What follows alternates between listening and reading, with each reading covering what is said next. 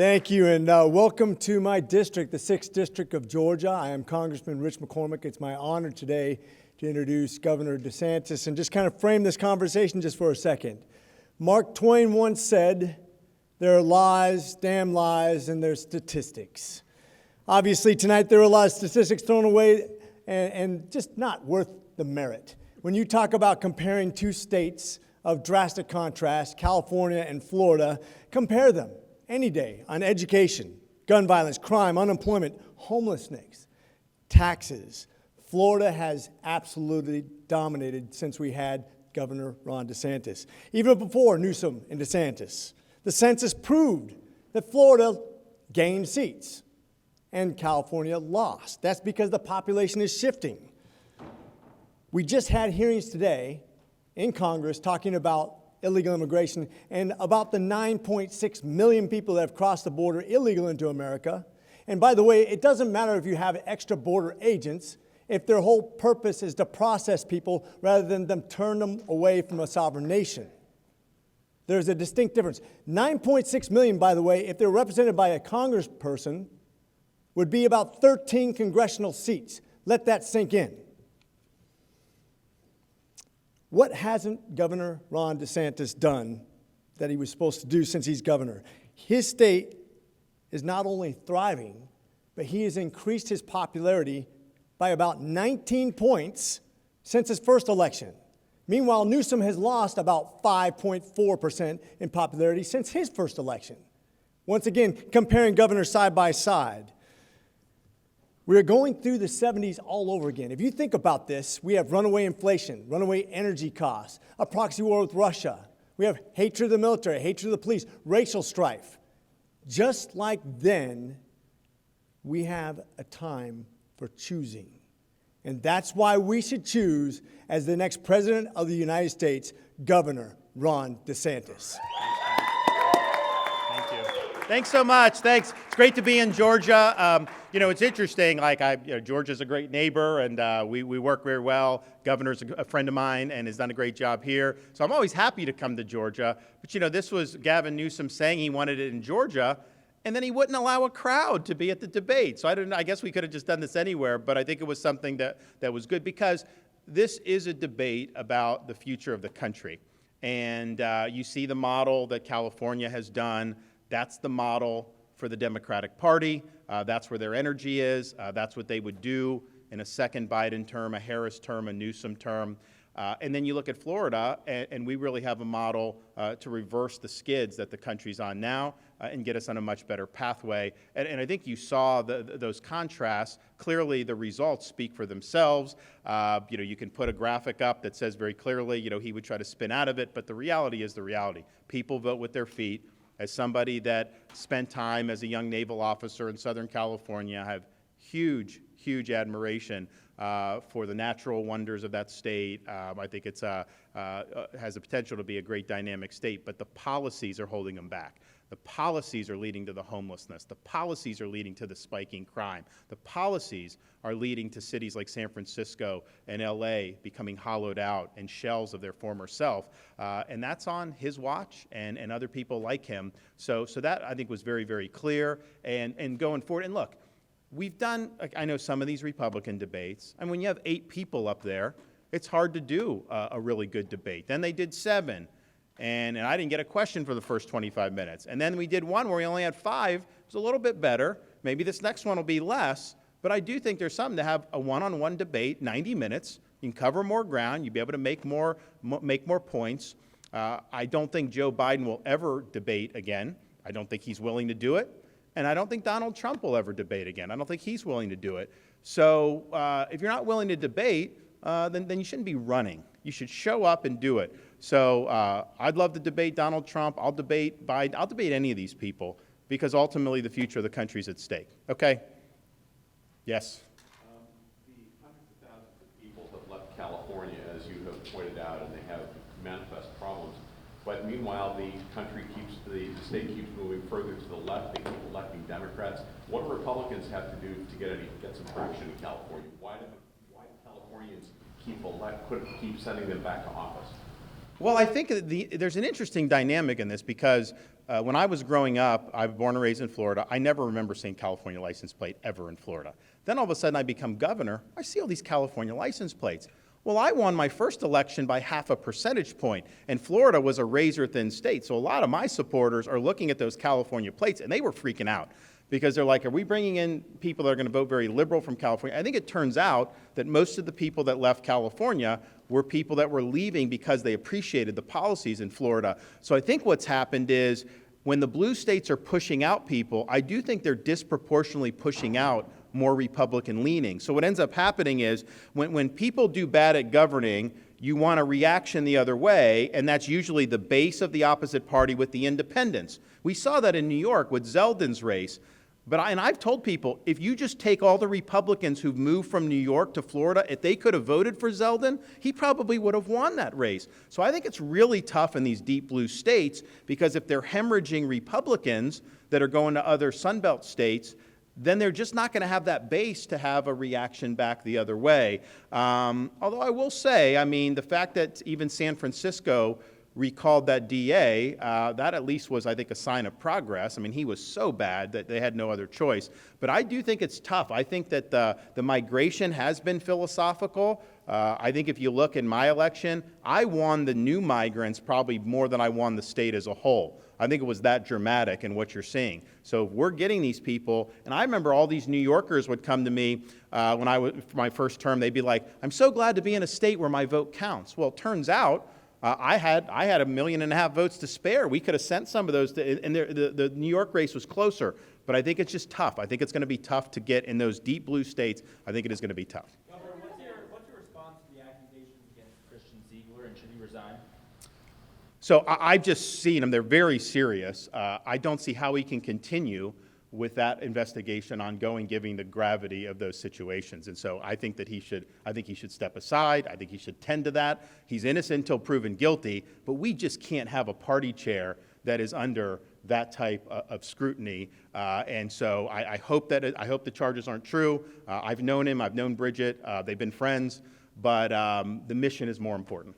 What did you talk about freedoms tonight, both from Governor Newsom and from yourself? And it's interesting, you know, I spent a lot of time on the trail talking to voters. Tonight we talked to some of the folks that moved from California to Florida. One of the women told us she moved because she felt like her freedoms as a parent were being restricted in California, that her children weren't able to be free to live their values at school. But we also have talked to voters that have moved from Florida to California, and the trend I've noticed there, they're often folks from the LGBT community that feel like they're not safe in Florida. What do you say to people? Well, that's not true. I think some of this is a narrative. Like, we did get into the curriculum, and I think it's fine if you disagree with how we've handled curriculum without saying. Not just in schools, but people who Well, I know, but I think what's happened, though, is having the parents' rights in education, where we say we're not going to do the sexuality or the gender identity in the elementary schools. That was portrayed by people in your industry as, quote, "don't say gay," even though the word was never in the bill, and it applies to all of this stuff.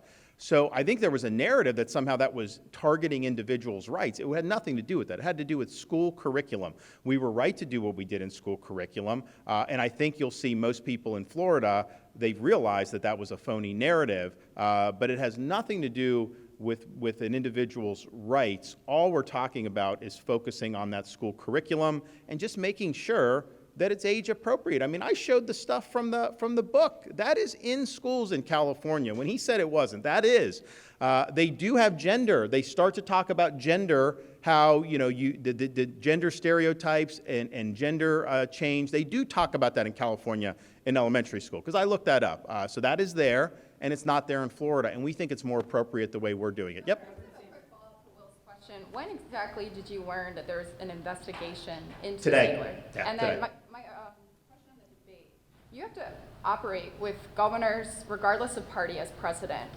If you become president, how would you operate with Newsom and democratically led states? So when you have issues like emergencies, I put all the politics aside. I've sent California help already. And you just got to do that. I mean, these things that happen when the governors are working directly with the president and those types of situations, you can't let any of this other stuff color that. And so I've been somebody that has been willing to do that, and I would definitely do that as president. Now, in terms of our posture to some of these states and their policies. For example, we are going to be aggressive at going after these radical district attorneys. Well, we have tools with the Justice Department. They are causing serious carnage to their communities. And you can just talk to people, and like when I'm sitting up there, and I said at the beginning, he knows how to spin, he does this, but like to try to put the lipstick on the pig and say somehow crime is not a problem in LA, just talk to people. You go visit, I've talked to people, they go to a hotel, they're like, I want to walk down the street. And the guy at the front of the desk will say, what are you doing? You're leaving the hotel? Yeah, I'm going to, no, you can't walk down that street. The women take off their jewelry. So that's happening, and that's not right. And I think every American should have the right to live in peace and security. And to elect people who say they have an agenda not to enforce the law, that's unacceptable. If you don't like a law, you run for the legislature and you try to change the law.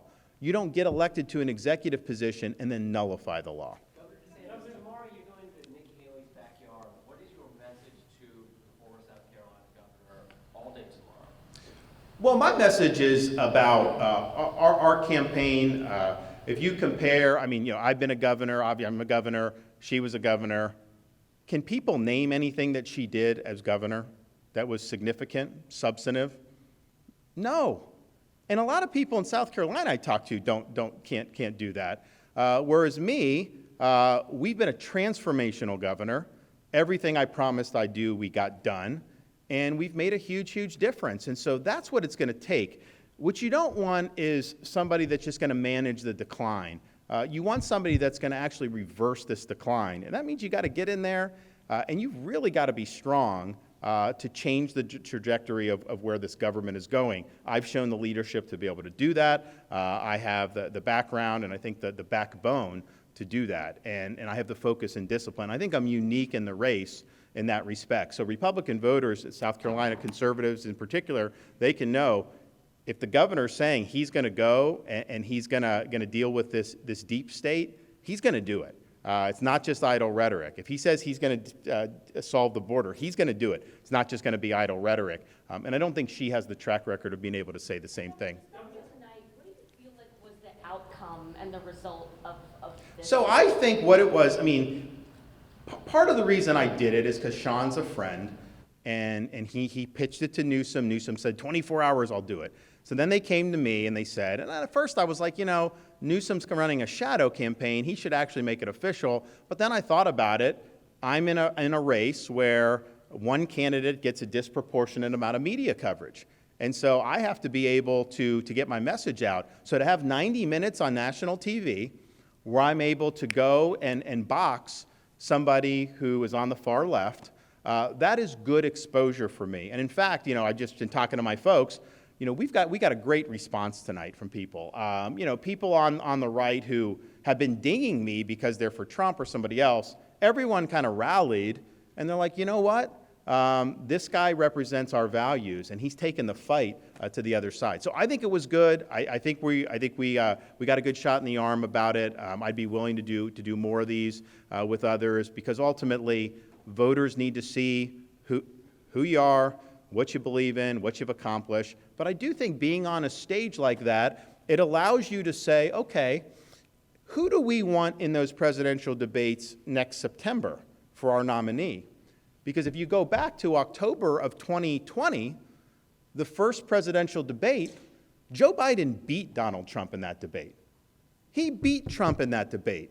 I had people at the Florida governor's mansion. We had 50 people. We were all excited. We watch. The debate ends and everyone is just speechless. We didn't know what to say. And it was a Biden win. And we all had been making fun of Biden for being in the basement, not being able to string two sentences together. So he did it. We don't have the opportunity to miss this time. We've got to put our best foot forward. We've got to have somebody that's going to go up there, really galvanize the voters that we need, but be able to stand on that stage and articulate the conservative principles that make the country tick and what we're sorely needed. So I think I showed today that any of these primary voters are looking, I think they can say, that guy's going to fight for me. That guy's going to be up there. He's not going to take any of this from the left, and he will get the job done. About Newsom's call for you to drop out of the race? Oh, it was a stunt. I mean, give me a break. Like, I mean, that's just what he's doing. He clearly had some pre-programmed things that he was doing. It was interesting. Some of the things he was saying on like immigration were totally bogus. I mean, like, there's some things you can do which is false and maybe a twist and it's like 99% false, but like there's not even 1% on that. He was just making that stuff up. A lot of the stuff he was saying has already been debunked with some of these the bogus attacks that Haley's lodged against me. And that's from like these liberal fact checkers who almost always ding me. Like my whole time as governor, it's like, I have a comma out and they say, pants on fire. But even they had to acknowledge that those were bogus attacks. So I think he just had that plan, but I don't think ultimately it was very persuasive. I mean, when you're trying to do stats and you're doing that, it just doesn't pass the smell test. So California has problems. Like you can't get around that. And I think he was trying to put lipstick on the pig, and I don't think the people watching thought that was very credible because they've seen what's happened. They've seen the exodus. They've seen the videos out of San Francisco. Heck, I even had the poop map from San Francisco. We showed that, and it's true, and it's sad that it's true, but it's true, and that's what's happening. So, well, I got to go, guys. We'll see you soon. Thank you. Appreciate it. Which way? This way? Yep.